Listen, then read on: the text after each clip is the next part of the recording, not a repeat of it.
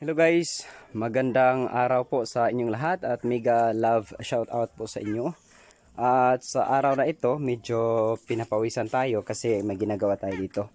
So ito po ang kasalukuyan ko pong ginawa dito sa amin. Ito po ang pinagkaabalahan ko ngayong araw. Kasi gagawa tayo ng masisilungan ng ating mga alagang manok. So ang manok ko po na inaalagaan ay native chicken lang po. Gusto ko pong i-promote ang native chicken farming dito po sa bukid. At meron din po akong lahi ng Rhode Island red na manok na nabili ko po kay Kuya Janbel Balunan ng Tabango Leyte. Yan, shout out po kay Kuya Janbel. So siya po ang binilhan ko po ng Rhode Island red na manok at siguro starter, mga starter lang po sila kasi kaunti lang po ang binili ko.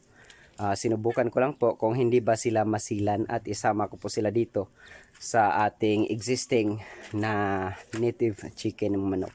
At ito po, yan. So napalibutan na po yan ng mga poultry net. So ito po, linisan po natin ito para meron silang masisilungan kung sakali uulan at saka o di kaya iinit. Yan. So medyo malaki-laki pa rin po ang tatrabahuin natin. So kung nakita ninyo, marami pa pong mga damo-damo. At hanggang doon po ang boundary. Yan, doon.